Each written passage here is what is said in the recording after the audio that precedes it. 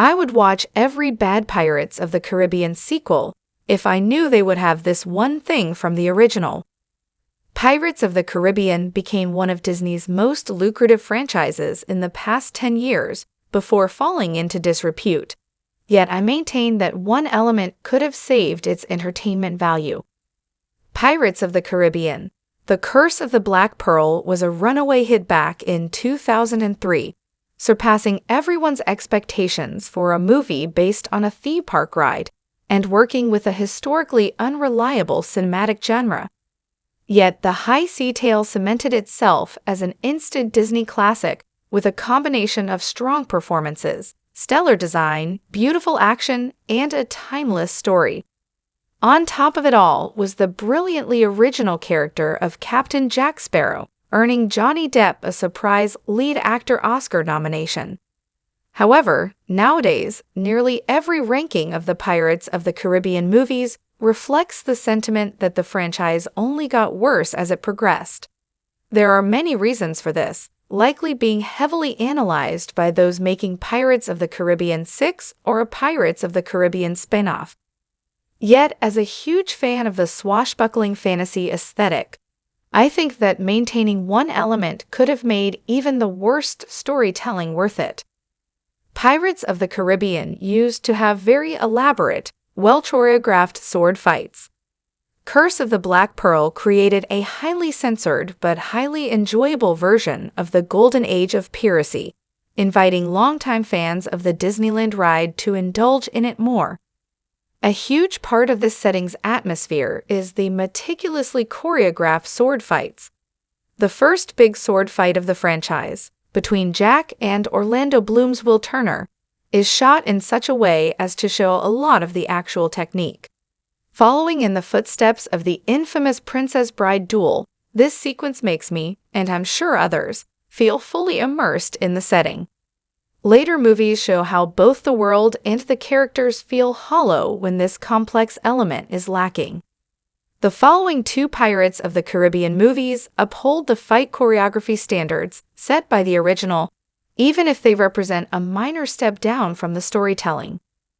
The crazy water wheel battle is a favorite of mine, but I actually also love the lead up to it, which shows the dueling happening among the ruins of a church. The wide shots of Will and Jack Davenport's Norrington are the best of the movie's swashbuckling essence, in my opinion. Both Pirates of the Caribbean, Dead Man's Chest, and At World's End show the sword fights happening in increasingly unlikely locations, which contributes to the fantastical tone of the series, but hold the shots long enough to show that the actors/stunt doubles are performing a lot of complex choreography, leveraging real fencing techniques. Later movies show how both the world and the characters feel hollow when this complex element is lacking. The action in Pirates of the Caribbean has been getting worse. Pirates of the Caribbean, On Stranger Tides and Dead Men Tell No Tales are the low points of the series' storytelling, but also action. On Stranger Tides still includes some interesting dueling scenes, but the initial confrontation between Jack and Penelope Cruz's Angelica is more focused on the gimmick of her being disguised as another Jack Sparrow.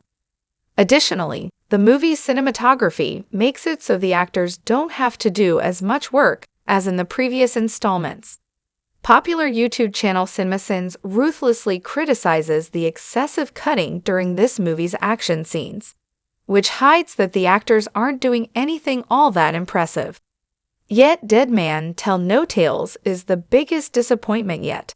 There is not a single substantial sword fight in the entire movie, something that is sadly easy to miss due to its poor writing. The movie exemplifies how the writers feel like they need to top previous action sequences and construct absurd concepts like the Poseidon Tomb sequence, where it is literally impossible for any kind of sword fighting.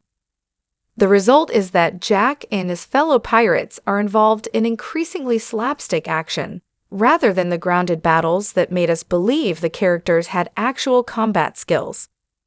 Pirates of the Caribbean would still be worth it if the action was up to par. It's no secret that Pirates of the Caribbean has been getting worse.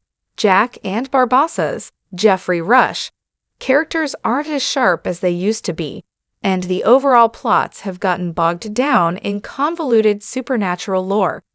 However, I would still be willing to go out to the movies for Pirates if I knew the action would be as good as it was in the original. If nothing else, Disney can sell the aesthetic. The franchise's PG-13 version of this period of history lets the audience revel in the same dashing, romantic adventure vibes as always. Yet the action is a huge part of this aesthetic, as it lets me believe that the characters are highly competent pirates, even if what they say is stupid, while making the movie visually stimulating. Throw in some attractive period costuming and the iconic score that is so good it's inexplicably played at every Oscars ceremony, and I will buy into it. Yet the action is a huge part of this aesthetic, as it lets me believe that the characters are highly competent pirates, even if what they say is stupid, while making the movie visually stimulating. The pirate genre has had a tumultuous history in entertainment, but if Disney at least still invested in the quality of Pirates of the Caribbean's action, I think the overall feeling of the story would still be enjoyable.